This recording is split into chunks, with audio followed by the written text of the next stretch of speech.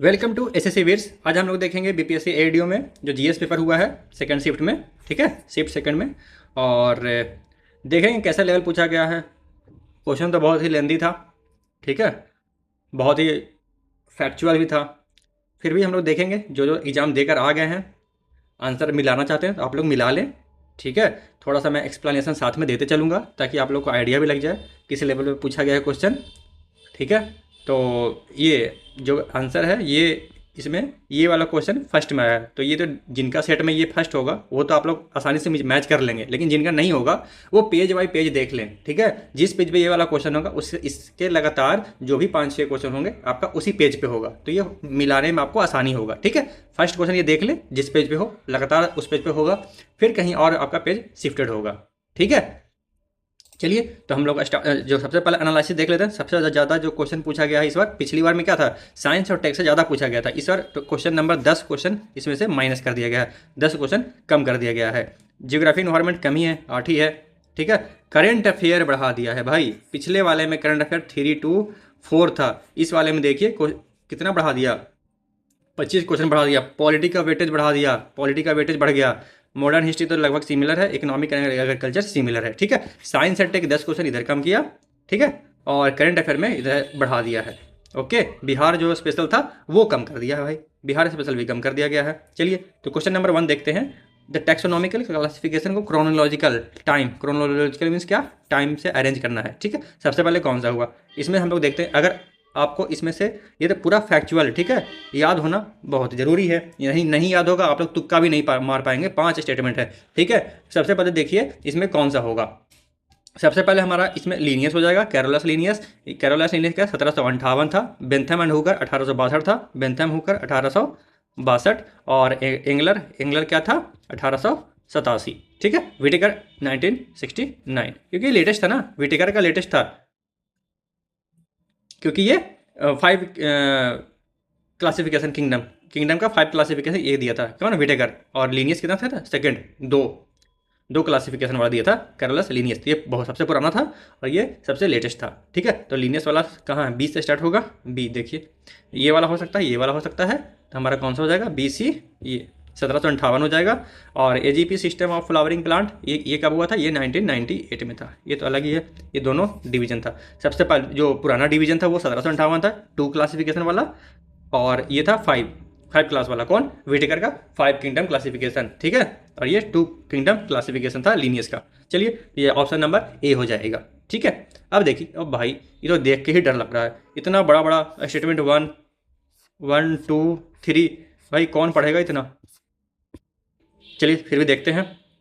सबसे पहला स्टेटमेंट क्या था, conversion of succinate to fumarate in the TCS cycle is unique because it is the only step catalyzed by an enzyme embedded in the inner mitochondrial membrane and directly links with the TCA cycle to the electron transport chain। ये तो chemical chemistry क्या है, organic chemistry का पूरा हवा निकाल दिया, ये बायोलॉजी का है या ऑर्गेनिक केमिस्ट्री का।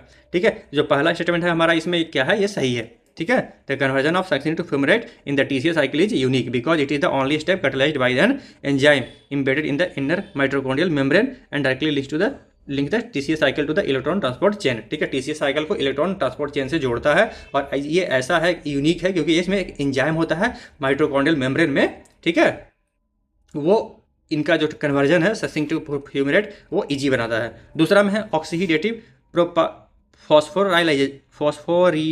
फॉस्फोराइलेशन। ठीक है, oxidative phosphorylation is the only stage of the cellular respiration where oxygen is directly consumed and all the ATP generated in this stage is produced at the by the sub state level phosphorylation. ठीक है, सब state level phosphorylation. ठीक है, तो ये गलत है क्योंकि ये ATP is an oxidative phosphorylation is by केमोसिस, नॉट एट द, ये क्या होता है, केमोसिस, केमियो ऑस्मोसिस। ठीक है, केमियो ऑस्मोसिस होता है, ना कि सब स्टेट लेवल पे। तो ये हो गया हमारा wrong, statement 2 is wrong. Statement 2 दिया है, ये रॉन्ग हो गया।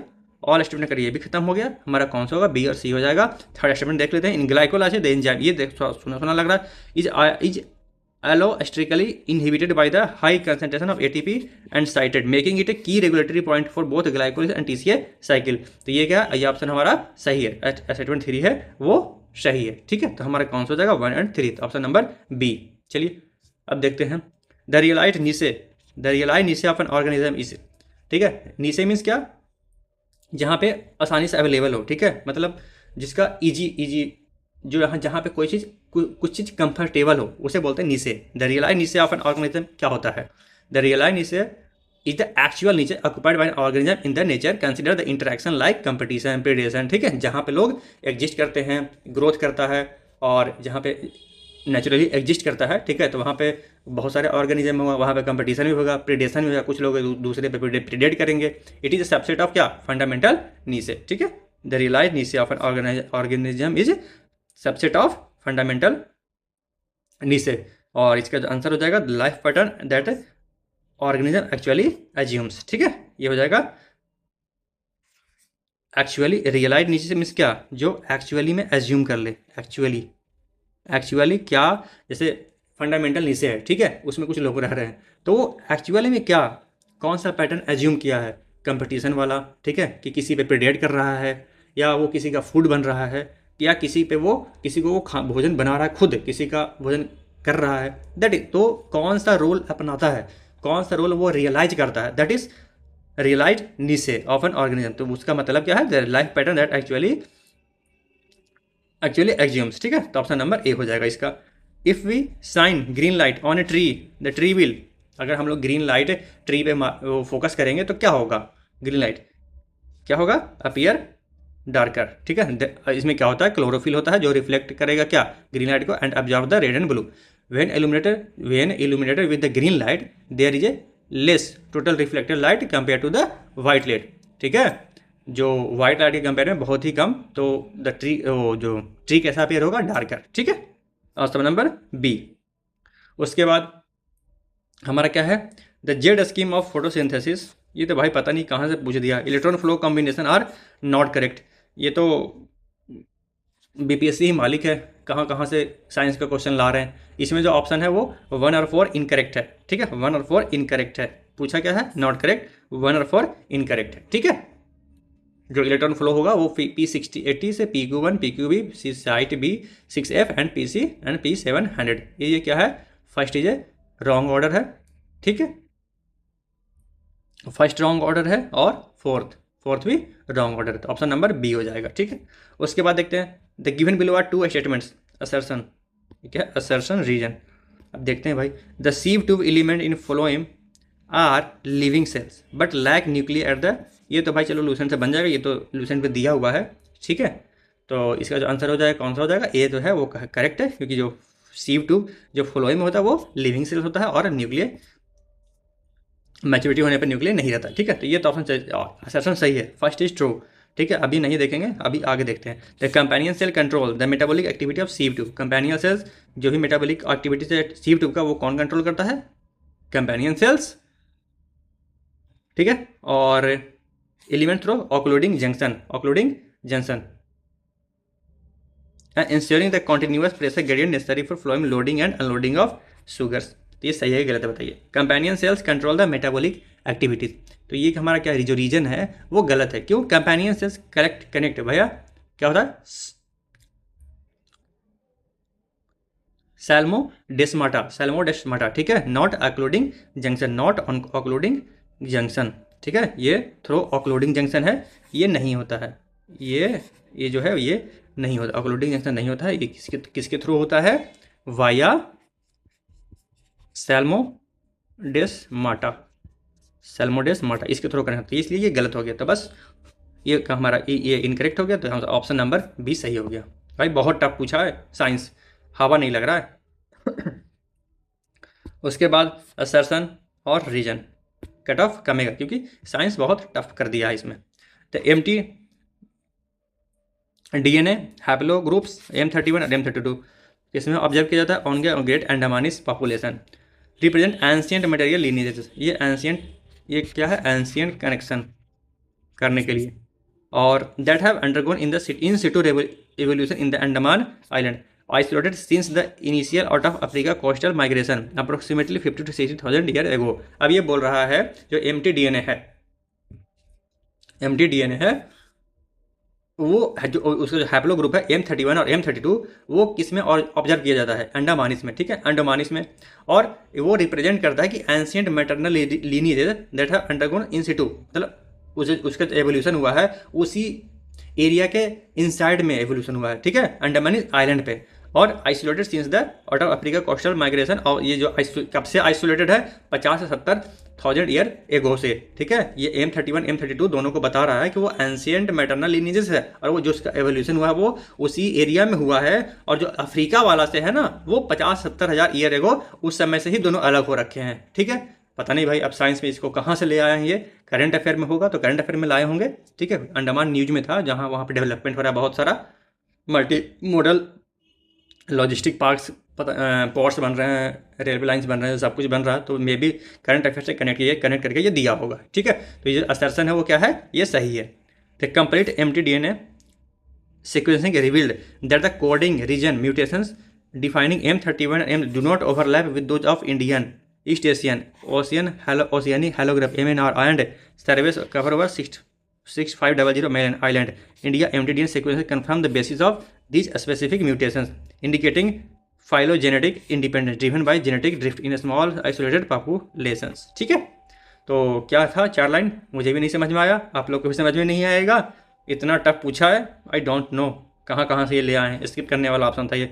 जो रीजन है ये भी एक्यूरेट है, तो बोथ आर एक्यूरेट, ठीक है, बोथ आर एक्यूरेट। और इसका करेक्ट एक्सप्लेनेशन है असर्शन का। Consider the following statement about doctor Lalji and his research, doctor Lalji and his research. चलिए, doctor Lalji is widely regarded as the father of DNA fingerprinting in India. His invented DNA fingerprinting technique 1984।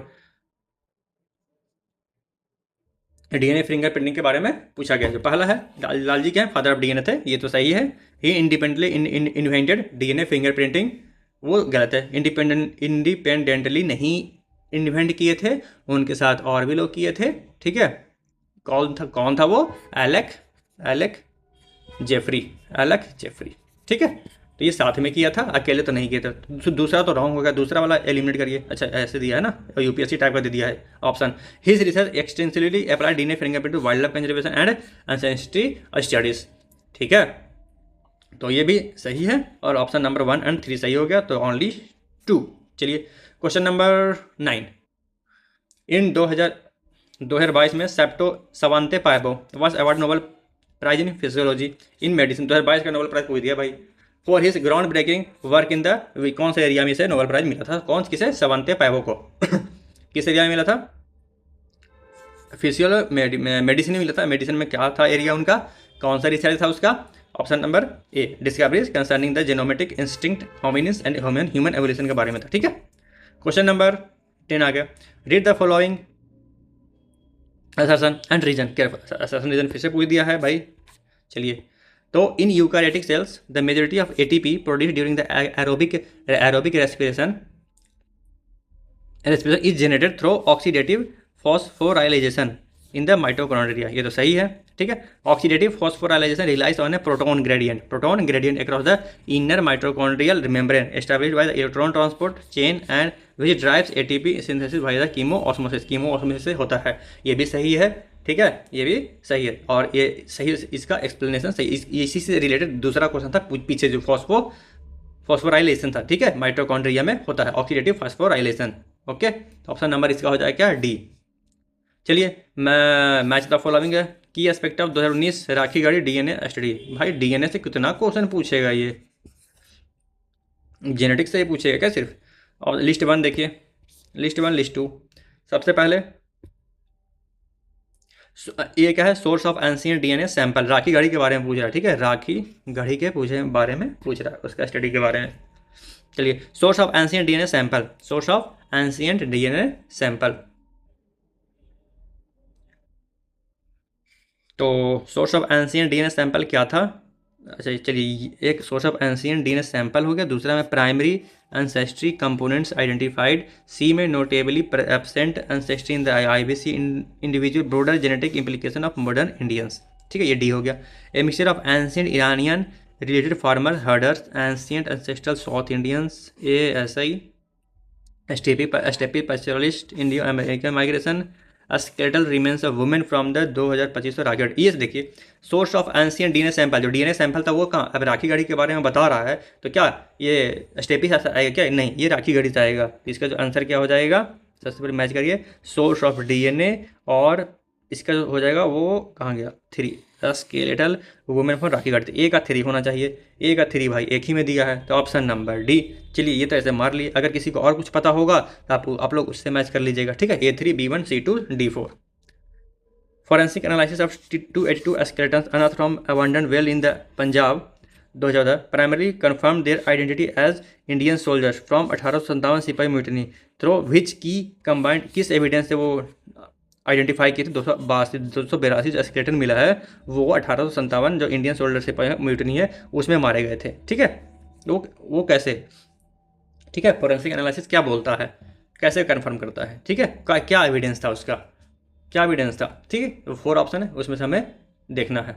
चलिए, तो अंजाला जो skeleton था वो कब identify किया था, वो क्या किससे आइडेंटिफाई किया, 1857 के जो सिपाही थे, ठीक है, सिपाही कैसे उनको आइडेंटिफाई किया, AMT DNA, ठीक है, and स्ट्रोंसियम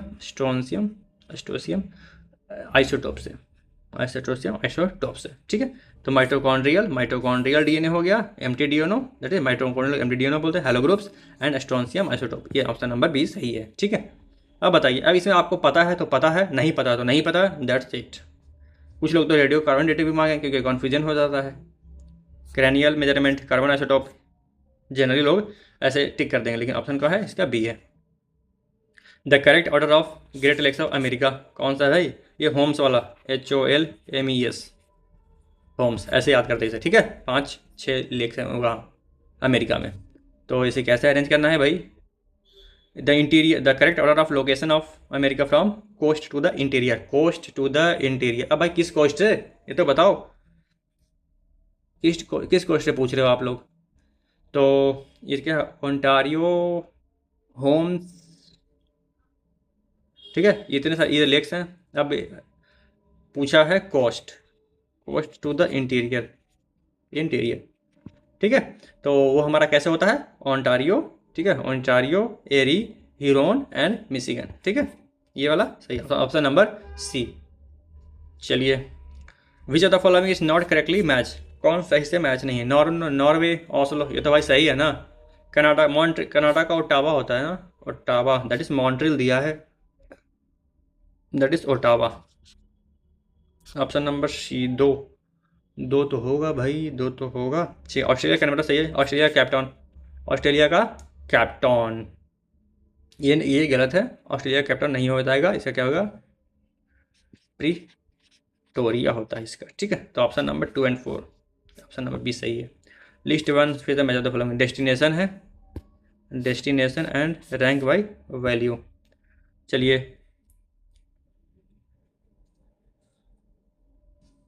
as per India's export data, ठीक है, एक्सपोर्ट पूछा है ना, कहाँ गया, ये एक्सपोर्ट का डाटा, ठीक है, ये कुछ मिसिंग है इसमें, नहीं एक्सपोर्ट डाटा चाहिए है ना, एक्सपोर्ट, ठीक है, एक्सपोर्ट दिया हुआ है, एक्सपोर्ट डेस्टिनेशन फ्रॉम इंडिया से एक्सपोर्ट कहाँ जाता गया उसके अकॉर्डिंग पूछना है, ठीक है।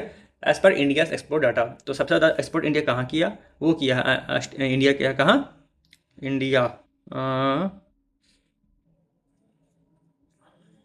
सबसे ज़्यादा जो किया है वो रैंक 1 है ना, तो USA, ठीक है, यहाँ पे ये है, ये ए का 3 हो जाएगा, ठीक है।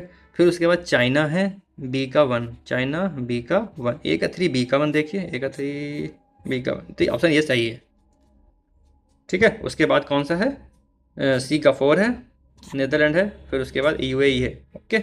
चलिए, which are the following highest Himalayan peak in India में कौन सा, ये तो इजी क्वेश्चन है, ये अगर आप गलती किए होंगे तो ना बहुत पाप किए हैं, ये तो नंदा देवी सही है।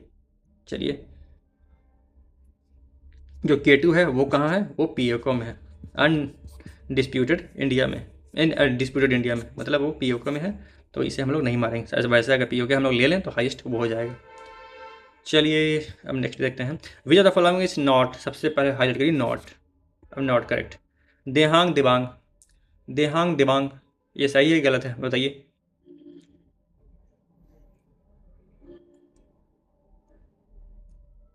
ये सही है, माइनस असम सही है, सिमलीपाल उड़ीसा सही है, चला। ये कहाँ होता है भाई? ये आंध्रा में होता है, आंध्रा।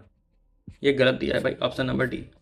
चलिए, लिस्ट वन स्टेट है, स्टेट का फ्लावर है, नेशनल फ्लावर मतलब स्टेट का फ्लावर से वो किया है, कनेक्शन करना है, मैच द फॉलोइंग करना है। तो इसमें कौन सा आंसर हो जाएगा? इसका ए हो जाएगा आंसर। ठीक है, झारखंड का क्या हो जाएगा? झारखंड का प्लस, झारखंड का ए में क्या? झारखंड, झारखंड का क्या है? झारखंड का लोटस। ठीक है, कर्नाटका का भी लोटस, कर्नाटका का भी लोटस हो जाएगा भाई। ये क्या? बी कर्नाटका का, फोर कर्नाटका का अशोका। तो जो ए का वन हो जाएगा। ठीक है, झारखंड का लोटस हो जाएगा बी। जो कर्नाटका का है क्या हो जाएगा? कर्नाटका, हाँ कर्नाटका का अशोका हो जाएगा। और सी थ्री, सी का इसमें कुछ डॉटफुल है। ठीक है, उड़ीसा का हो जाएगा लोटस, उड़ीसा का भी लोटस हो जाएगा क्या? चलिए इसको बाद में देखते हैं। ठीक है, क्वेश्चन नंबर 18 हम लोग बाद में देखते हैं, इसे रख देते हैं। ठीक है, इसे बाद में मैच करते हैं। चलिए, क्वेश्चन नंबर, उसमें थोड़ा कन्फ्यूजन है, उसे बाद में मैच करते हैं लास्ट में। Given below are the, given below, एक मिनट।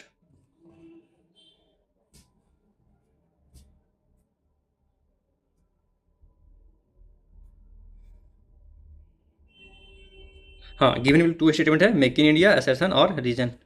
चलिए, make in India, make in India is the initiative launch in 2014। If it's main aim is to the promote India's manufacturing domain in the world. दोनों मुझे सही लग रहा है, क्यों? दोनों का ऑप्शन सही है। ठीक है, both are correct explanation. Easy question था, लाइफ के बारे में। लाइफ, ये तो बहुत ही फेमस क्वेश्चन है, ये आप लोग सबने सही इसे मारा होगा। इसे क्या हो जाएगा आंसर? डी। ठीक है, इस aim to promote sustainable tourism, sustainable tourism के लिए है क्या ये? ठीक है, life promotes life is not tourism. ठीक है, तो ये तो टूरिज्म नहीं है।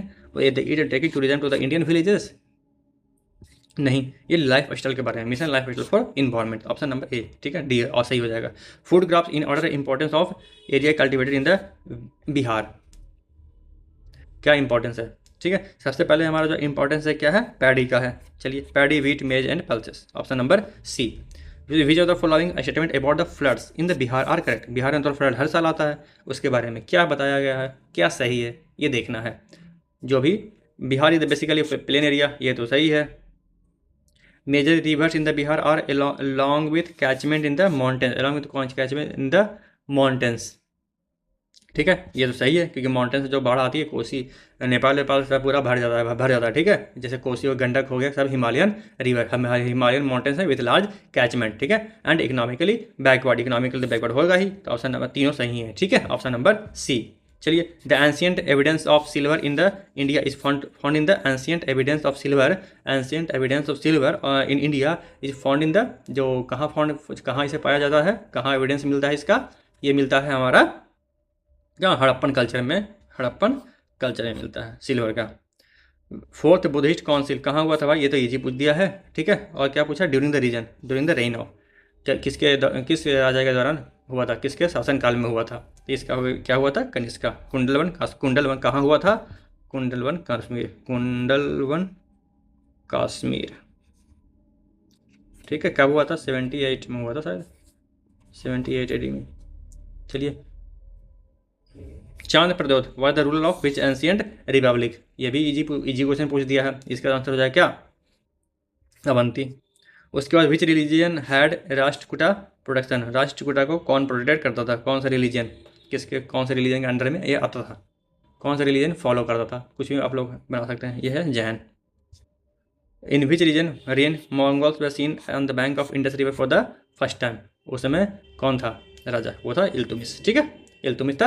मंगल का फर्स्ट एपियर हुआ था इल्तुमिश के टाइम पे, और वो बताया था इल्तुमिश कब रूल किया था? 1210 से 1236। ठीक है, चंगेज़ खान, इसके Genghis Khan, when Genghis Khan forces pushed Jalaluddin Mangbarni to the Indus, और वो उसे शरण देने से मना कर दिया था। ठीक है, कौन? इल्तुमिश। हुई हजार दिनारी, हजार दिनारी कौन है? हजार दिनारी किसे बोलते हैं भाई? ये तो लगता है रिपीटेड क्वेश्चन है, ये तो बीपीएससी का रिपीटेड क्वेश्चन है, फेमस क्वेश्चन है, हमेशा पूछता है, इसमें लगभग रिपीट करता है इस क्वेश्चन को। मलिक काफूर। ठीक है, उसे अलाउद्दीन खिलजी कब, कितने में परचेज किया था? 1000 दिनार्स में। ठीक है, और वो later became the commander and led campaign in the South India. South India में वो कैंपेन भी किया था। ओके, चलिए अब है, देखिए हिस्ट्री इजी पूछा है, हिस्ट्री इजी पूछा, साइंस टफ किया है।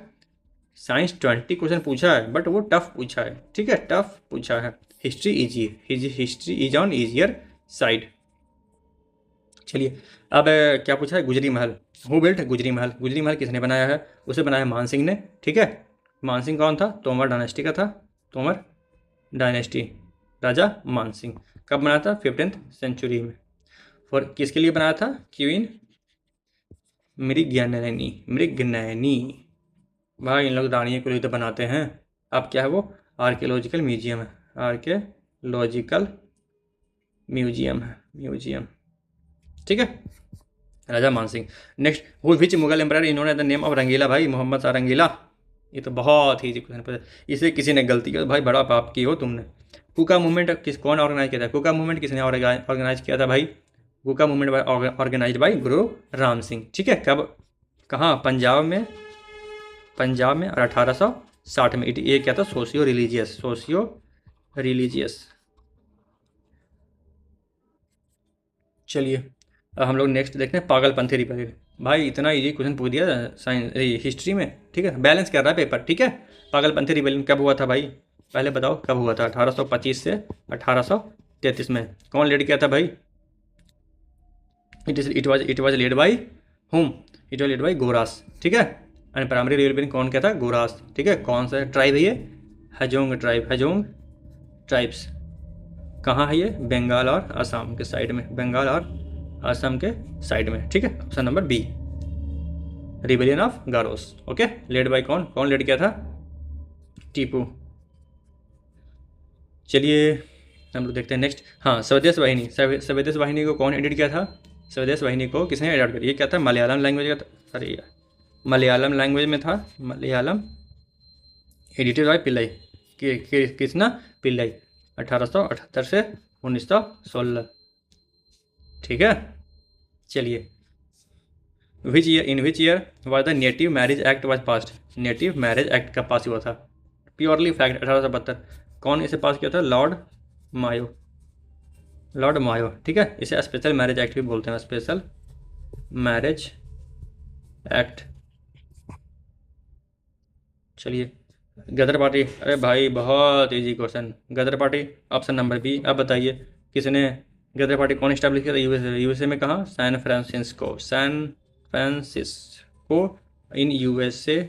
और कब हुआ था, 1913 में। बाई हुम, बाई हुम, लाला हरदयाल, लाला हरदयाल और सोहन सिंह, सोहन सिंह भकना, सोहन सिंह भकना, ओके।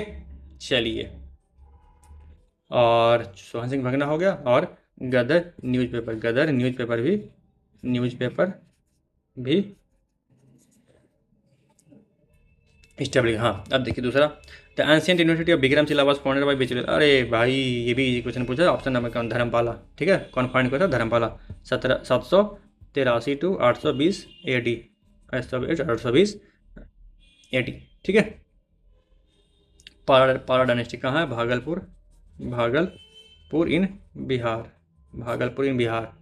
चलिए, the first capital of Magadh, first capital कहाँ था मगध का, भाई राजगिर था। कौन, डाउट है क्या इसमें, कुछ नहीं, क्यों भाई था राजगिर, पहाड़ों से घिरा हुआ था, रिवर था, ट्रेड था, माइंस था, दैट्स वाई, रिच था ना, रिच, आयरन था, आयरन था। बिहार प्रोविंशियल किसान सभा, सहजानंद कहाँ गए भाई, सहजानंद सरस्वती। कब हुआ था, 1929। It as prominent kisan leader, Bihar farmers against the British exploitation, okay. चलिए, first chief minister Bihar after independence, अरे भाई श्री कृष्णा सिंह, ठीक है, Shri Krishna Singh, 1946 to 1961, longest CM serving of Bihar. Anugrah Narayan Sinha was the deputy CM, ये क्या था, डिप्टी CM। चलिए, तो ऑप्शन नंबर सी हो गया इसका। The Palas of Bihar Bengal were patron of, किसके पैट्रन थे ये दोनों, गेट पैट्रन किसके थे, Mahayana Buddhism, Mahayana Buddhism, Mahayana, Mahayana Buddhism, ठीक है, महायान बुद्धिज्म। और कौन कौन से यूनिवर्सिटी फाउंड किए थे, विक्रमशिला और Odantapuri, Odantapuri, Udantpuri. Which Congress party when did Congress party pass the proposal for independence of India for the first time? Pass the हाँ, इंडिपेंडेंस के लिए सबसे पहले कब प्रपोजल पास हुआ था? ठीक है, कंपनी इंडिया पूर्ण स्वराज, ये तो सबको बात मालूम भी होगा। ठीक है, लाहौर सेशन 1929 में, लाहौर सेशन 1929 था। कौन थे? जेएल नेहरू, भाई जेएल नेहरू थे। ठीक है, और उसी टाइम पे 26 जैन 1930 को इंडिपेंडेंस होगा ऐसा डिक्लेयर किया गया था, ऐसा डिक्लेयर किया गया था। चलिए, अब गांधी और इरविन पैक्ट क्या हुआ था भाई, ये भी बताने की चीज़ है। 1931 में हुआ था। कब हुआ था? 1930 मार्च क्या, कब, कितने मार्च को? मार्च 5 को। ठीक है, गांधी और इरविन के बारे में, गांधी और इरविन के बीच हुआ था। ठीक है, ओके। वो और गांधी को क्या किस लिए मना लिया गया था? Second round table conference. All India depressed classes league was founded by कौन भाई? फूले साहब कहाँ गए? नहीं, ये क्या था? Doctor BR Ambedkar. कब? 1930 में। दलित के राइट और अनटचेबल, दलित और अनटचेबल्स के राइट को बचाने के लिए। ठीक है, चलिए क्वेश्चन नंबर हमारा 44। पाकिस्तान रेजोल्यूशन को कौन ड्राफ्ट किया था भाई? इट वाज मूव्ड बाय एक के कहाँ? फजल हक। हाँ, एक फजल हक। ठीक है, ये क्या थे? PM ऑफ बंगाल थे at the time. Muslim league का जब सेशन हुआ था तो ये क्या थे? PM थे, PM ऑफ बंगाल। ठीक है, जिन्ना उस समय प्रिसाइड किए थे। ओके, इसका ऑप्शन नंबर ए हो जाएगा। कौन? पाकिस्तान रेजोल्यूशन किसने ड्राफ्ट किया? फजल हक ने किया था, फजल हक। कब और कब किए थे? ठीक है, कब पास हुआ था? मार्च 23 1940 को। In which year was the Indian national INA? चलिए बताइए आप लोग, INA कब फाउंड हुआ था भाई? 1942 में। किसने फाउंड किया था? कहाँ फाउंड हुआ था? सिंगापुर। किसने फाउंड किया? मोहन सिंह। किसने फाउंड किया? मोहन सिंह।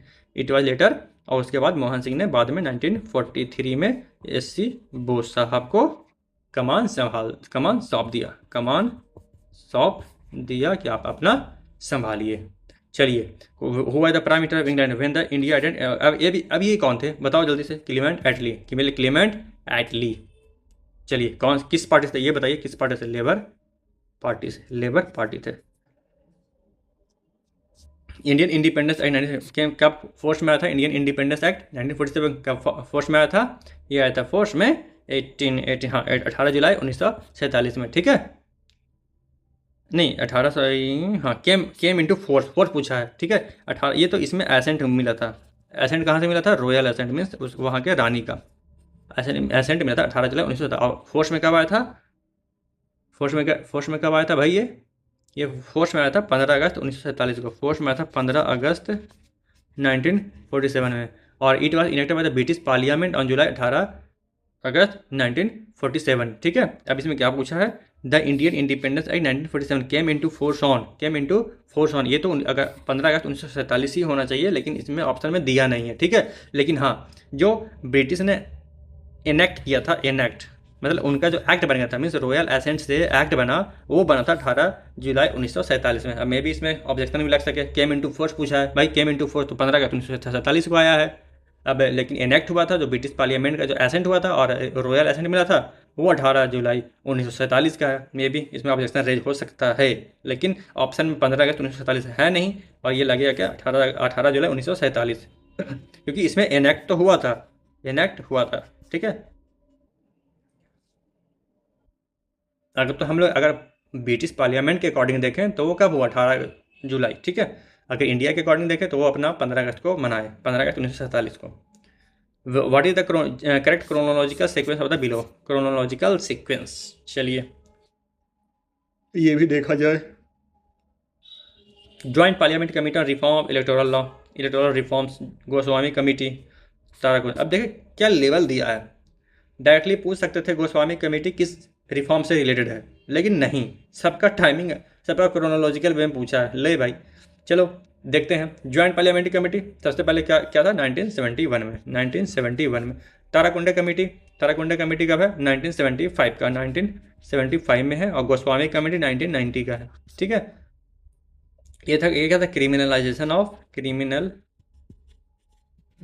ऑफ उसी के अगेंस्ट में था क्रिमिनलाइजेशन। ठीक है, तो जो आंसर सही हो जाएगा कौन सा हो जाएगा, 1 तो पहले आएगा, ये गलत 1 3 2 4। चलिए असर्शन रीजन पूछा है फिर से। The constitution has described union of states and not a federation. भाई ये तो सही है ना, ये क्या है, सही। Indian polity is result of agreement between the agreement हुआ है क्या भाई, ये एग्रीमेंट है states to form a indestructible union, indestructible, तो ये सही हो गया। हाँ इंडस्ट्रीबल यूनियन है, क्यों, क्योंकि स्टेट खुद से वो तोड़ नहीं सकते हैं। ठीक है, खुद से तोड़कर अलग स्टेट नहीं बन सकते हैं। ओके, ये क्या हो जाएगा हमारा, both are correct, both are, ठीक है, no sorry Indian polity is the result of agreement between the state to form an indestructible union. No, यहाँ पे एग्रीमेंट नहीं है, एग्रीमेंट नहीं है, यहाँ पे क्या है, state have no right to, हाँ मतलब इनका सेसीड करने का मतलब अलग होने का राइट नहीं है, अलग होने का राइट नहीं है। अगर एग्रीमेंट होता तो वो तोड़ सकते थे, लेकिन यहाँ पे अलग होने का राइट नहीं है। ठीक है, तो ये गलत हो जाएगा, सॉरी मैंने ये देखा नहीं, ध्यान नहीं। अगर एग्रीमेंट क्या होगा, एग्रीमेंट नहीं है। ओके, सीसीड करने का अगर एग्रीमेंट होता तो वो अलग भी हो सकता था, एग्रीमेंट तोड़ भी सकते थे, लेकिन वो यहाँ पे नहीं है। जो क्लासिकल फेडरेशन में होता है कि एग्रीमेंट होता है टू राइट टू सीसीड भी होता है, वो नहीं है यहाँ पे। तो ऑप्शन नंबर सी हो जाएगा, A is 2 and B is reason is false. Which of the following is incorrect, which of the following is incorrect.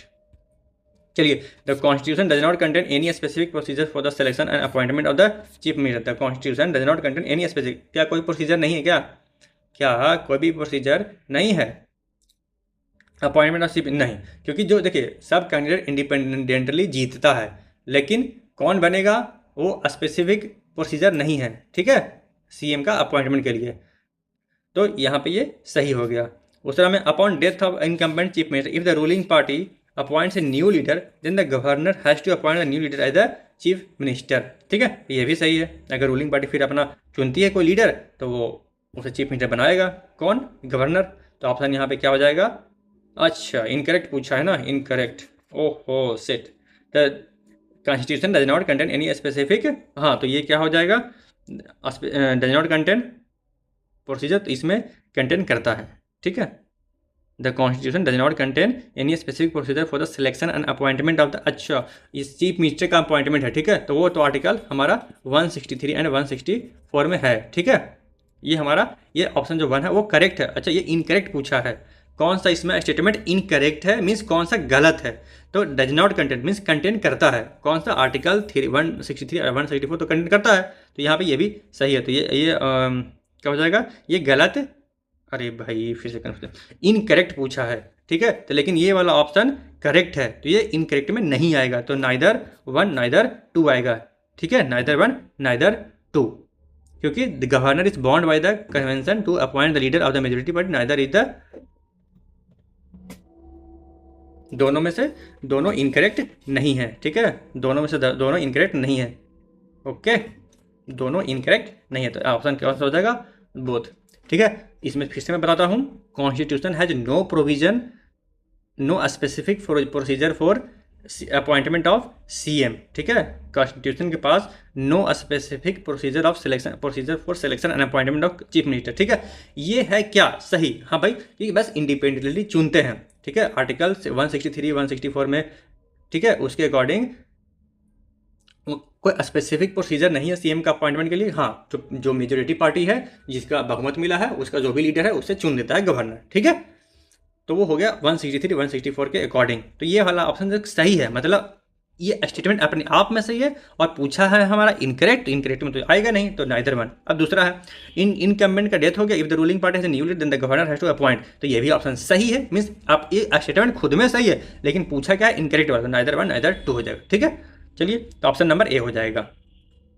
List A, speaker, list A हो गया, लिस्ट 1 लिस्ट 2। ठीक है, स्पीकर बी, ए में speaker, B में finance minister है, और तीसरा में प्रेसिडेंट, कैग है, डी में कैग है। अब बताइए क्या है इसमें, fix the time limit for discussion of demands. अब ये कौन फिक्स करता है, जो टाइम लिमिट है, टाइम लिमिट कौन फिक्स करता है? पार्लियामेंट करती है या पार्टी करती है? कौन फिक्स करता है? ये करता है, ठीक है, कौन करता है? स्पीकर। ठीक है, speaker fix the time limit for discussion of demand. क्योंकि देखते हैं ना स्पीकर, अरे भाई राहुल गांधी बैठ जाओ, मोदी जी बोल रहे हैं, बोलने दो 1.5 घंटे तक, राहुल गांधी चुप कर जाओ, दैट इज, तो कौन है? स्पीकर। तो ए का कौन सा हो जाएगा? 1। ए का 1, तो ये दोनों गलत हो जाएगा। उसके बाद क्या है भाई? देखिए, हाँ, finance meter examine the financial operation of the executive.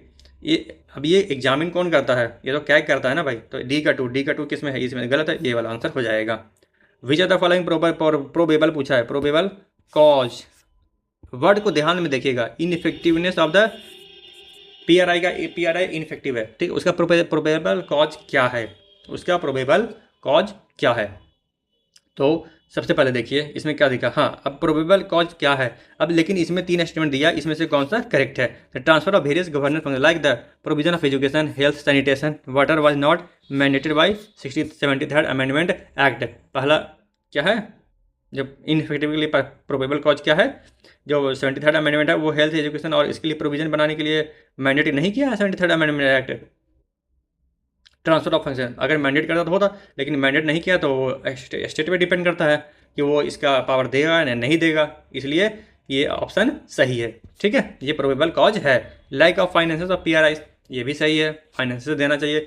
अभी जो फाइनेंस कमीशन है उसने भी तो बोला है ना कि आप लोग हमेशा अपना फाइनेंस कमीशन लेंगे और स्टेट फाइनेंस कमीशन बनाएंगे, तभी आप लोग को इतना डेवल्यूशन होगा, इतना पैसा मिलेगा, नहीं तो नहीं मिलेगा। ठीक है, स्टेटमेंट 3 क्या है? Despite there is a mandatory provision for the reservation of women in the SC and ST in the PRI, there is hardly any representation of this vulnerable group. ये तो गलत है भाई ना, रिजर्वेशन तो मिलता है, वो तो चल रहा है सही सही, तो ये हो जाएगा हमारा गलत। पूछा क्या है? इंकरेक्ट, तो आंसर नंबर हो जाएगा 1 और 2, तो ऑप्शन नंबर बी सही है।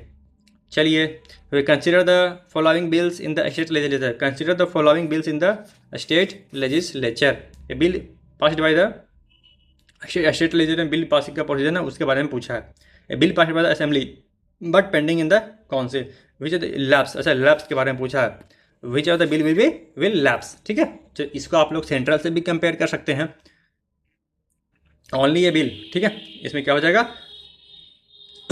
कौन सा lapse? A bill passed by the assembly but pending in the council. ठीक है, वो क्या हो जाएगा? लैप्स क्या हो जाएगा? डिजोल्यूशन पे। ठीक है, अगर स्टेट लेजिस्लेटिव असेंबली डिजोल्व करता है तो कौन सा बिल लैप्स कर जाएगा? ठीक है, on A bill passed by the assembly but pending in the council, वो हो जाएगा lapse. A bill passed by the council but pending in the assembly, but pending in the assembly, वो lapse नहीं करेगा, फिर से असेंबली बनेगी तो उसे पास कर देगी। A bill passed by the state legislature but pending in the assent of the governor, वो भी गवर्नर पास कर देगी। A bill passed by the state legislature but return by the president for reconsideration, तो वो भी पास हो जाएगी अगर असेंबली बनेगी फिर से तो। ठीक है, तो यहाँ पे हमारा कौन सा लैप्स हो जाएगा? ओनली 1, तो option number D. Which of the following committees are helped by the CAG in his work of exercising legislative control over the executive? Which of the following committees are helped by CAG? ये तो public account committee है ना, जो mother guardian है। CAG primary किसे assist करता है? Which of following are help by the CAG, CAG किसे हेल्प करता है? सबसे पहले तो पब्लिक अकाउंट कमेटी को, तो ये सबसे लाइए 1 को लाइए, 1 तो सब में है भाई। चलिए, अब कमेटी ऑन पब्लिक अंडरटेकिंग, इसे भी करती है। ठीक है, ये भी आता है। एस्टीमेट कमेटी नहीं आता, क्योंकि एस्टीमेट कमेटी पार्टी अपने खुद एस्टीमेट करके बनाती है, तो ऑप्शन नंबर 3 तो नहीं होगा। 3 सब में है क्या? नहीं। चलिए, ये वाला गलत हो गया, तो हमारा हो जाएगा बी और डी। बी और D, privilege committee deals with privilege of the members. और कौन सा बचा? 3 तो नहीं है, तो 1, 2 एंड 4 हो रहा है, तो 1 तो हो जाएगा। ठीक है, कमेटी ऑन पब्लिक अंडरटेकिंग, इसे भी हेल्प करता है, कमेटी ऑन पब्लिक अंडरटेकिंग। उसके बाद प्रिविलेज कमेटी तो उनका जो प्रिविलेजेस है वो तो क्या है, उसमें क्या डील करेगा। ठीक है, तो 1 और 4 हो जाएगा। चलिए, consider the following statement regarding the citizenship amendment bill 2019, citizenship amendment bill 2019। The act allow the specific illegal migrant to apply for citizenship by naturalization after 5 years of residency in India। क्या ये सही है? क्या पूछा है? हाँ, अब देखिए इसमें क्या पूछा, correct. The act allows a specified class of illegal means कौन कौन से? बुद्ध, हिंदू, जैन, सिख, जो 3-4 क्लास थे वही है ना। Illegal migrant to apply for citizen by naturalisation after the 5 years of residency in India. Certain class में, सर्टन स्पेसिफाइड में क्या? मुस्लिमों को छोड़ के। ठीक है, 5 6 धर्म थे, 6 रिलीजन थे शायद। चलिए, तो ऑप्शन 1 तो सही है। The provision of the bill are applicable across the country, नहीं, हर जगह नहीं है। The cut off date for the immigration was 31 दिसंबर और 2014, ठीक है। With the following regarding the citizenship amendment bill 2019, तो यहाँ पर हमारा क्या हो जाएगा, ओ विजय स्टेटमेंट इज करेक्ट, करेक्ट पूछा है ना, तो हमारा जो correct C A reduce naturalisation period to 5 year, 5 year तो लाया भाई 11 साल से कम करके, ठीक है। तो ऑप्शन स्टेटमेंट 1 तो करेक्ट है। चलिए, स्टेटमेंट 2 क्या था, bills are applicable across the country, no, only क्या था, नॉर्थ ईस्टर्न स्टेट में था, ठीक है। Not applicable in the tribal areas of north eastern state, जैसे नॉर्थ ईस्टर्न स्टेट में जो पार्टिकुलर ट्राइबल ग्रुप का जो एरिया बनता है ना, स्पेशलाइज एरिया, जो भी इंटरनल डिस्ट्रिक्ट होते हैं, और जो ट्राइबल का शेड्यूल 5 में बनता है, शेड्यूल 6 में बनता है, वहाँ पे वो अलाउड नहीं है, ठीक है। नॉट एप्लीकेबल मतलब एक ऐसा एरिया है जहाँ पे वो अप्लाई नहीं होता। इसमें क्या कहता है, अक्रॉस द कंट्री, ये एक्सट्रीम स्टेटमेंट हो गया, एक्सट्रीम स्टेटमेंट, तो ये नहीं होगा, तो ये हटा दीजिए, ठीक है, अक्रॉस हटा दीजिए। तो ऑप्शन नंबर 2 तो नहीं होगा, और कट आउट डेट 31 दिसंबर 2014, ठीक है।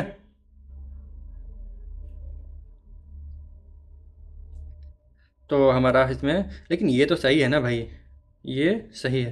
The cut of the immigration is on और बिफोर 2014, तो ये भी हमारा सही हो जाएगा, 1 और 3 होना जाना चाहिए। ओके, ऑप्शन नंबर ए होना चाहिए, नहीं, ऑप्शन नंबर ए, क्योंकि ये भी जो डेट है कट ऑफ डेट वो भी सही है। Which of the following statement is correct regarding the 98th constitutional amendment act. अब देखिए, अमेंडमेंट पहले डायरेक्टली कुछ पूछता था, सेंटेंस देखिए कुछ पूछता था, लेकिन अब इतना डिटेल में घुस रहा है। 98th amendment constitutional amendment act inserted article 371J which special provision for the Hyderabad Karnataka region. 371 Hyderabad और कर्नाटका रीजन के लिए है, बताइए, है, ठीक है, ये सही है। The special provision aim to establish institutional mechanism for equitable allocation of funds to meet the development needs of the region, ये भी सही है। 371J provided for reservation of seat in the education vocational in the region for student who belong to the region, ये भी सही है। तो option number हो जाएगा कौन, सी। चलिए, ये डायरेक्ट फैक्चुअल क्वेश्चन है, जो आपको पता है, नहीं पता गलत। With regard to legislative relations between union and states, consider the following. Legislative relation between the union and state. The state law that has been reserved for assent of the president and received his assent can prevail over the law made by the parliament for the whole country. ये question मतलब बहुत सारे एग्जामों में पूछा जाता है, ठीक है। State law that has been reserve for the assent of president and received his assent, जो सेंट्रल का लॉ बनता है उससे वो ऊपर आता है क्या, तो ऑप्शन क्या है, सही है। किस आर्टिकल के अंडर में आता है ये, 254(2) में। स्टेट लॉ विद, अगर प्रेसिडेंट ने एसेंट दे दिया तो वो ओवरराइड कर देगा, ठीक है। और स्टेटमेंट 2 क्या है, the constitution expressly secures the predominance of union list and concurrent list over the state. The constitution especially secure predominance of union list and concurrent list over the state list. ऐसा नहीं है, क्यों, क्योंकि division of power federalism में सब में equal power है, ठीक है। यूनियन लिस्ट और parliamentary law over the state list, union जो लिस्ट है secure union list and parliamentary law over the state list, not concurrent list. दोनों में ये, इसमें यूनियन और स्टेट का बराबर का भागीदारी है, ठीक है। और statement 3, all the matter enumerated in the state list can be introduced in the legislature without prior sanction from the union और president, without prior permission of union और president, which the following is correct, ठीक है। ये क्या है, correct, incorrect. Some state list, some जो state list items है वो नीड सेंट्रल और प्रेसिडेंशियल एसेंट, ठीक है, कुछ में ऐसा जरूरत है। तो ऑप्शन नंबर हमारा ए हो जाएगा, ठीक है। Option number D, sorry, option number D, statement 1 सही है, और ऑप्शन नंबर डी। चलिए, अब असर्शन रीजन पूछा है। Recently introduce urea gold combines urea with sulphur minimising wastage enhancing nutrient uptake, ये तो सही होना चाहिए, सही है, ठीक है। Many soils in India are deficient in organic carbon micro nutrient and essential micro nutrient, ये भी सही है, बोथ आर सही, और बोथ आर करेंटली एक्सप्लेन, क्योंकि उसी तो यूरिया गोल्ड में सल्फर दिया जाता है ताकि वो न्यूट्रिएंट बढ़ाए। चलिए, नेक्स्ट है क्या, consider the statements with reference to Indian agriculture का रेफरेंस है। To enhance efficiency in agriculture marketing, improve price discovery, the government has introduce in e NAM scheme. Agriculture marketing को इम्प्रूव के लिए, उसका एफिशिएंसी को इम्प्रूव कर ई नैम लॉन्च किया है। ठीक है, ये एकदम सही है। ठीक है, चलिए ये क्या है, सही है। अब दूसरा देखते हैं। This initiative provide free software financial assistance of 5 crore पर एग्रीकल्चर प्रोड्यूस मार्केट कमेटी। क्या ये सही है? नहीं, इसमें कितना मिलता है? 75 लाख पर APMC, नॉट 5 करोड़। ओके, तो ऑप्शन 1 इज करेक्ट। चलिए, as per economic survey 24/25, what is the India share in the global manufacturing? India का क्या शेयर है ग्लोबल मैन्युफैक्चरिंग में? ये क्या है? 3.6 है। ठीक है, और हमारा जो एम है विकसित भारत बनाने का, वो कब तक है? 2047 तक। चलिए, टेक्सटाइल इंडस्ट्री के बारे में पूछा है। Textile industry, the textile industry is a major employment generation. ये तो भाई 11% ऑफ इंडिया मैन्युफैक्चरिंग GVA, तो ये क्या है? सही है।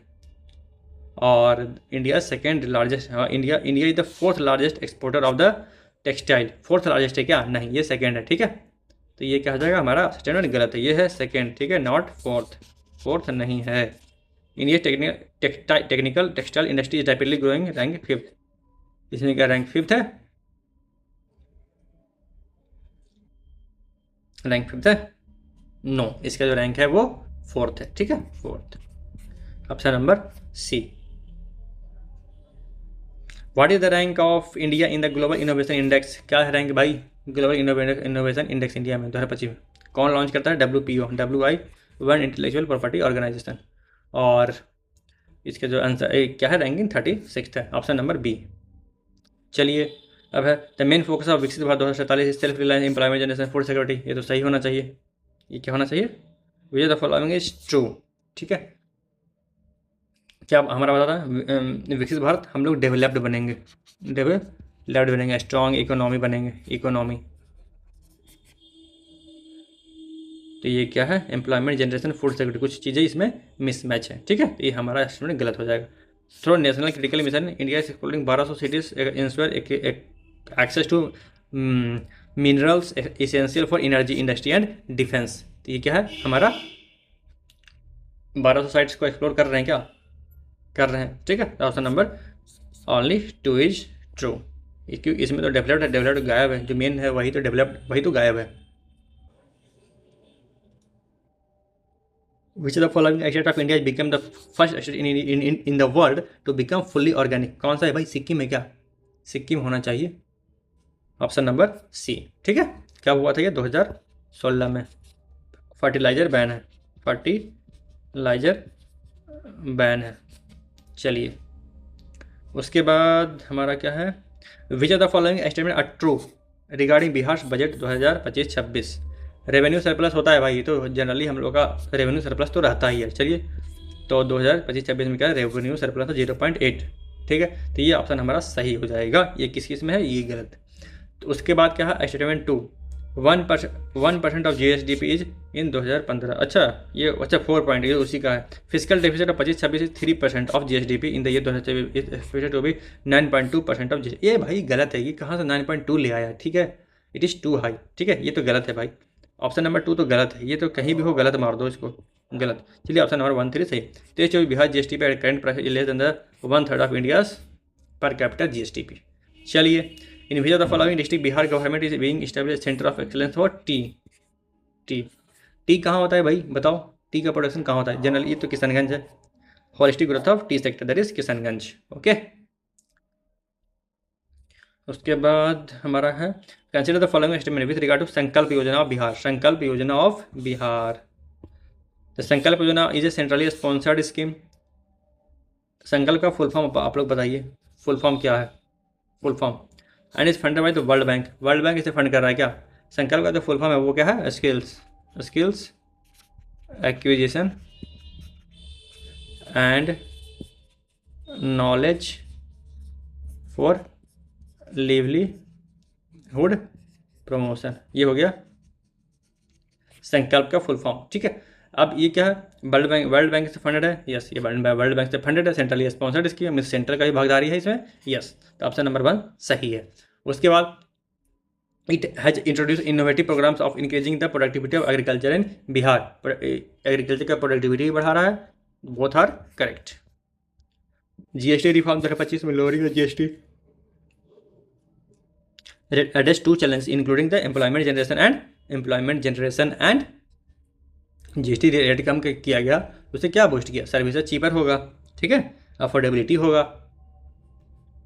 अगर टैक्स रेट अगर कम किया गया है तो प्राइस भी डाउन हो जाएगा, दैट इज अफोर्डेबल बन जाएगा, ठीक है। अब देखिए दूसरा, ISRO reusable launch vehicle RLV Pushpak was carried on. अब ये टाइमिंग से मैच करना है ना, टाइम ये है, डेट दिया हुआ है, डेट से मैच करना है इसरो का, ठीक है। अब बताइए reusable launch vehicle Pushpak was carried on, कब पुष्पक को कब कैरी किया गया था, ये है 9 मई 2024, ठीक है। तो हमारा ए का 1 हो जाएगा, ये गयो ऑप्शन ए और डी। उसके बाद इनसैट 3DS सेटेलाइट कब लॉन्च हुआ था, ठीक है, इनसैट 3DS वो हो गया 17 फरवरी 2024 को। सी का हमारा 3 हो जाएगा, सी का 3 ये, ठीक है, ऑप्शन नंबर ए सही हो जाएगा, ठीक है। सी ऑप्शन नंबर ए हो जाएगा, सी का 3 था। शंघाई SCO मीट कहाँ हुआ था भाई, कब, अच्छा कहाँ कब हुआ था ये पूछा है, ये हुआ था 31 अगस्त 2025, जो मोदी जी गए थे कहाँ, बताइए आप लोग कमेंट में, ओके।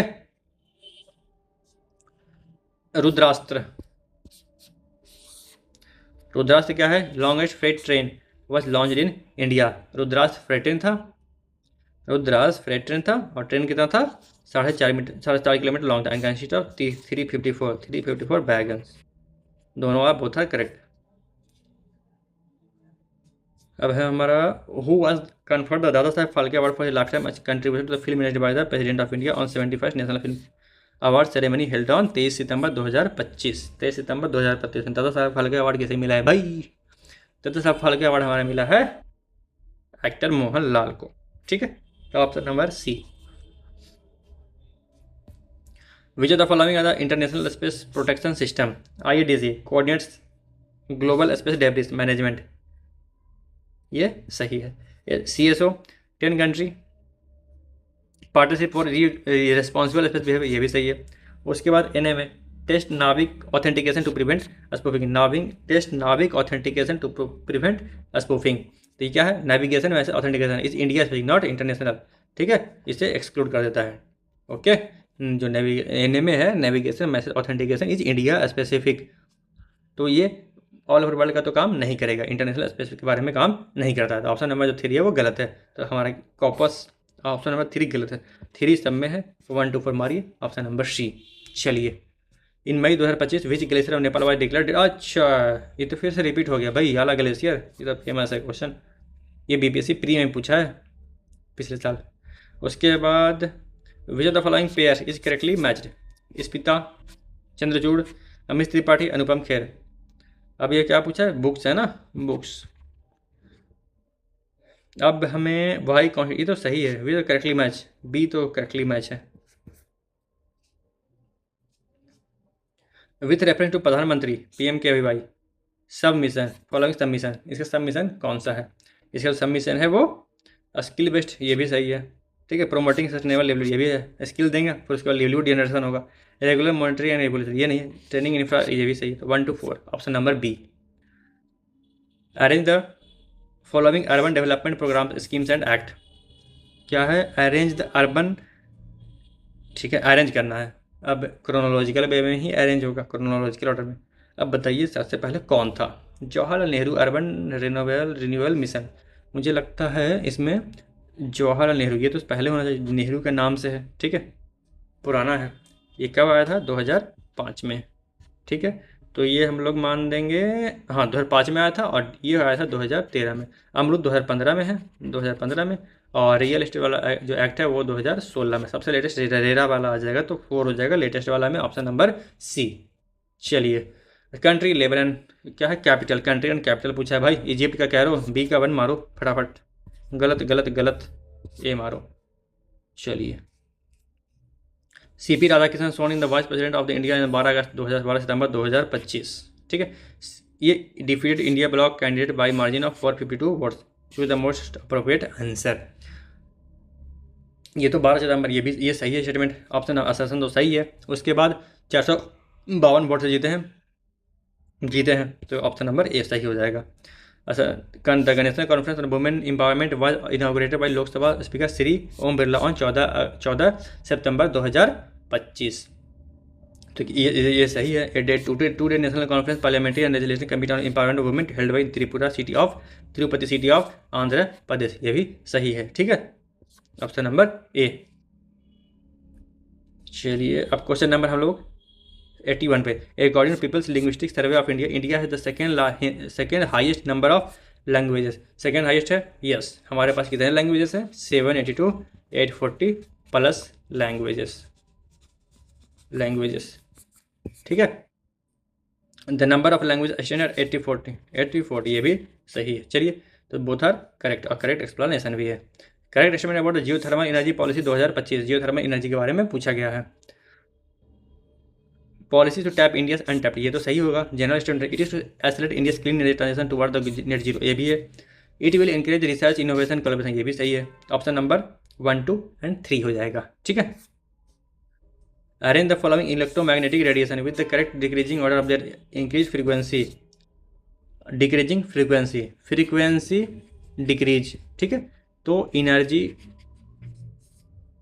भी डिक्रीज, लेकिन वेवलेंथ क्या होता है? इंक्रीज होता है। ठीक है, चलिए, तो कौन सा है हमारा अरेंजमेंट? सबसे पहले देखिए हमारा क्या हो जाएगा, अल्ट्रावायलेट रेस। अल्ट्रावायलेट क्या पूछ रहा है? रिगार्डिंग फ्रीक्वेंसी, क्या decreasing order of frequency decrease हो, मीन्स वेवलेंथ बढ़ रहा हो। तो वेवलेंथ किसका ज़्यादा होता है? Microwave, infrared, IMR। तो हो जाएगा हमारा 312, क्योंकि इंफ्रारेड फिर माइक्रोवेव, ये सबसे पहले अल्ट्रा हो जाएगा। ठीक है, इसके बाद रेडियो वेव होता है, जो कि सबसे बड़ा होता है। Option number B. चलिए, at highest position in central vertical circular motion tension in the string is minimum. At highest position in the central vertical motion is highest, जो टेंशन होगा वो हाईएस्ट होगा, लेकिन कैसे हाईएस्ट होगा? ठीक है, eight highest position in A वर्टिकुलर circular motion, vertical circular, यहाँ पे सर्कुलर मोशन हो रहा है और ये अगर हाईएस्ट पॉइंट पे है तो टेंशन सबसे ज़्यादा हाईएस्ट कब होगा? ठीक है, हाईएस्ट पॉइंट है वहाँ पे टेंशन ज़्यादा कब होगा? जब फोर्स ज़्यादा लगा, mv² लग रहा ज़्यादा। लेकिन हाईएस्ट पॉइंट पे जब जाएगा तो जो भी वो है पोटेंशियल एनर्जी में रहेगा। ठीक है, वहाँ पे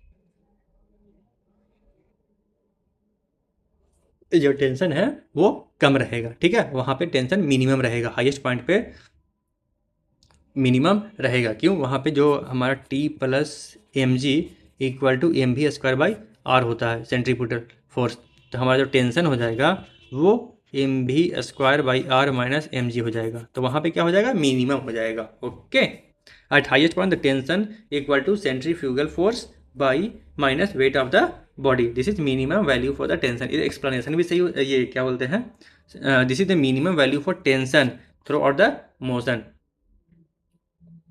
ठीक है, using centrifugal force framing is incorrect in the inertial frame. लेकिन ये क्या है, इस फ्रेम में जब हम लोग देखेंगे इनर्शियल फ्रेम में तो वो हमारा रॉन्ग हो जाएगा। ठीक है, वो हमारा रॉन्ग हो जाएगा। T + mg = ये सही है, लेकिन जब इनर्शियल फ्रेम में देखेंगे तो ये हाईएस्ट पॉइंट पे ये गलत हो जाएगा। तो ऑप्शन नंबर जो रीजन है वो गलत है और जो आंसर है वो सही है। तो ऑप्शन नंबर क्या हो जाएगा? बी। ठीक है, eight highest point in the central vertical motion tension in the string is minimum, तो ये हमारा मिनिमम होगा, वो तो सही है। चलिए ठीक है, असर्शन करेक्ट है। और जो हाईएस्ट पॉइंट पे जो रीजन दिया गया है कि हाईएस्ट पॉइंट पे क्या होगा, tension centrifugal force minus weight of the body, this is minimum value for the tension through out the motion. ये टेंशन का जो वैल्यू है वो मिनिमम होना चाहिए। ठीक है, ये मिनिमम नहीं होगा। ठीक है, centrifugal using centrifugal force framing is incorrect in the inertial frame. तो ऑप्शन नंबर क्या हो जाएगा? बी, जो रीजन है वो इनकरेक्ट है। ठीक है, with reference to the conductors consider the following statements, the valence band and the conduction band overlap each other. अब देखिए सेमी कंडक्टर घुसा दिया है। The resistivity of conductor decreases exponentially with temperature. The valence band and conduction overlap each other. Conductor में अब अगर overlap करेगा तभी तो मूवमेंट ऑफ इलेक्ट्रॉन्स होगा, तो ये सही हो जाएगा। The resistivity of conductor exponentially increase with temperature. Resistivity बढ़ रहा है ना, तो यहाँ पे क्या पूछा है हमारा, डिक्रीज। अच्छा, रेजिस्टिविटी ऑफ कंडक्टर डिक्रीज करेगा क्या? नहीं, इंक्रीज करता है, तो ये गलत हो जाएगा, टू हटाओ भाई। हाँ, the conductors conduct the electric conductor less than the semi greater than the insulator, ये भी गलत है भाई। ऑप्शन नंबर 1 ओनली 1 स्टेटमेंट हो जाएगा, ओनली फर्स्ट स्टेटमेंट। चलिए, given two statements, given below the two statement, assertion reason. When a pendulum is taken to moon is time period will, क्या हो जाएगा? टाइम पीरियड क्या होता है?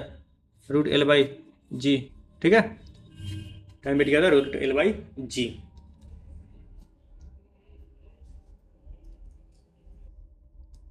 2π√L/g, ठीक है। अब यहाँ पे क्या पूछा है? When a pendulum is taken to the moon it time period will decrease, लेकिन वहाँ पे टाइम पीरियड क्या होगा? इंक्रीज होगा, ठीक है, क्योंकि वहाँ पे जो जी है वो लोअर है, जी कम होगा तो टाइम पीरियड बढ़ जाएगा, तो यहाँ पे इंक्रीज होगा। At moon the value of gravitational constant G will decrease, that in turn decreases the time period, the gravity of, हाँ, इंक्रीज दैट इन टर्न, तो रीजन सही है क्या? यहाँ पे the when a pendulum is taken to moon is time period will decrease, अरे increase होना चाहिए, ये तो रॉन्ग है भाई, ये तो रॉन्ग है, रीजन भी रॉन्ग है, तो आप दोनों हो जाएगा wrong, none of the above is correct, ठीक है। यहाँ पे इंक्रीज होगा तो ये रॉन्ग हो जाएगा। चलिए, the direction of the magnetic field around current carrying wire, the direction of is determined by, कौन सा रूल से डिटरमाइन होता है? ठीक है, ये Maxwell screw rule, Maxwell screw rule, तो ऑप्शन नंबर कौन सा हो जाएगा? Right hand thumb rule, right hand thumb rule, और ऑल्सो कॉल्ड मैक्सवेल, इसे ही बोलते हैं मैक्सवेल्स कॉर्क स्क्रू रूल, ठीक है।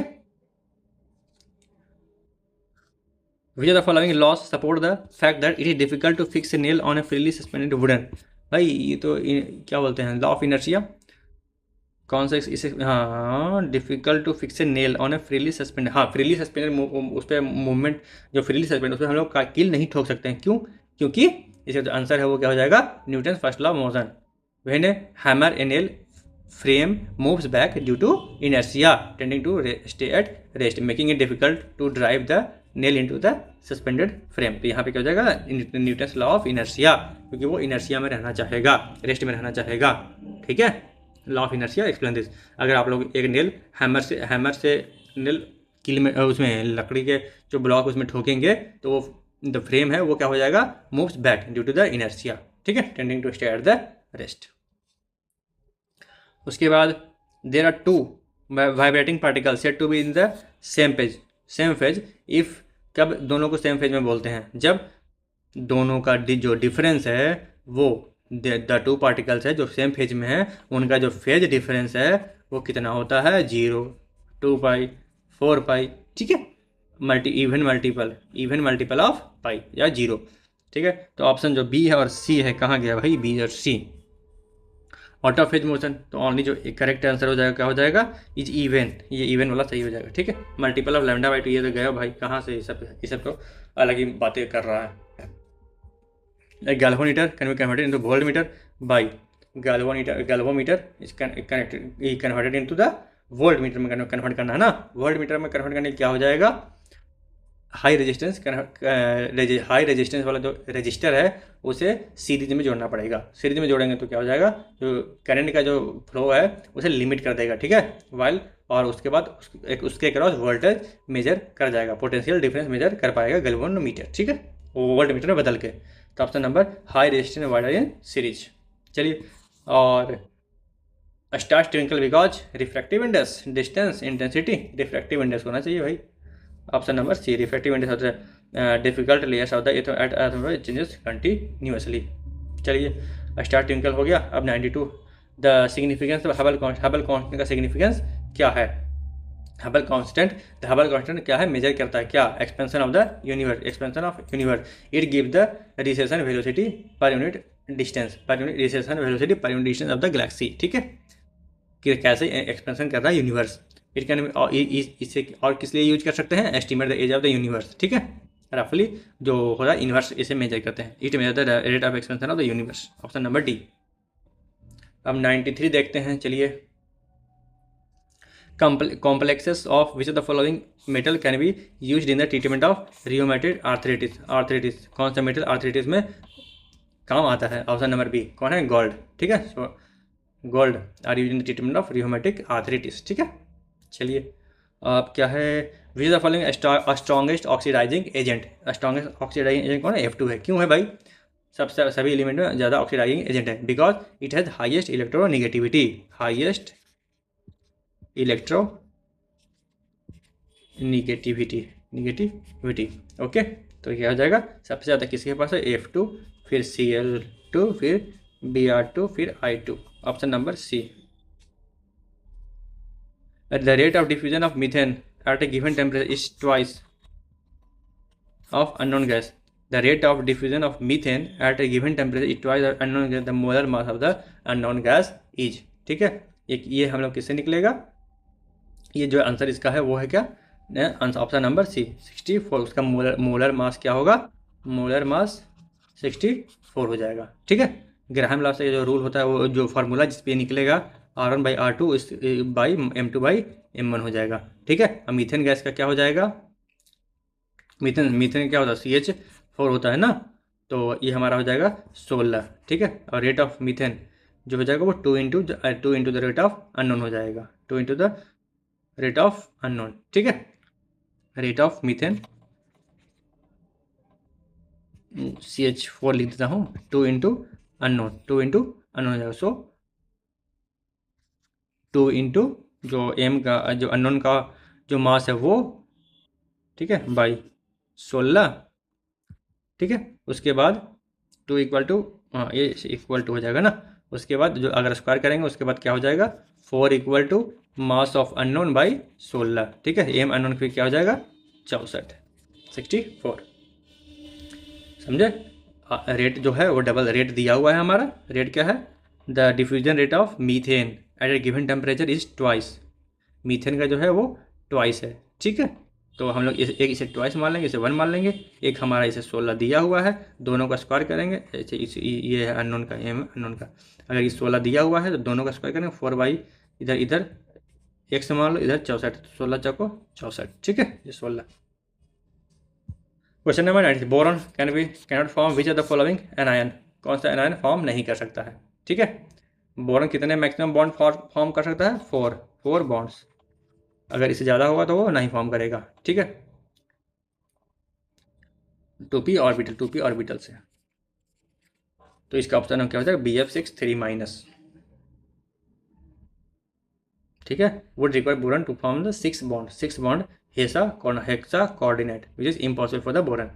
पीरियड 2 एलिमेंट है, नो डी ऑर्बिटल उसके पास है नहीं, तो BF6 3- नहीं फॉर्म करेगा क्योंकि इसके पास डी ऑर्बिटल नहीं है, सिर्फ p ऑर्बिटल। उसके बाद among the following maximum covalent character, किसका सबसे ज़्यादा कोवैलेंट कैरेक्टर है? ठीक है, ये किससे डिसाइड होता है? फजन रूल से। फजन रूल से डिसाइड होता है, फजन रूल से। ठीक है, तो इसमें सबसे ज़्यादा जो चार्ज है किसके पास है? Al3 के पास है, और स्मॉलेस्ट साइज भी है, तो AlCl3 मैक्सिमम कोवैलेंट। फजन रूल क्या बोलता है? सबसे ज़्यादा चार्जेस और साइज कम हो, दैट इज AlCl3 फिट बैठता है, इसलिए ये क्या हो गया? कोवैलेंट कैरेक्टर इसके पास ज़्यादा है। 98 में क्या है? Assertion reason. A carboxylic acid does not give test for carbonyl group. ठीक है, ये जो कार्बोजाइलिक एसिड है वो कार्बोनिल टेस्ट नहीं दे सकता है, बिकॉज उसके पास क्या है? एक ही पेयर। कार्बोजाइलिक एसिड के पास क्या है? इसके पास एक ही पेयर ऑफ OH है। ठीक है, वो क्या बन जाता है? CO बनता है। COH रहता है ना, COO और OH रहता है, तो क्या बन जाता है? COO। Delocalise into C equal to reducing its electrophilicity.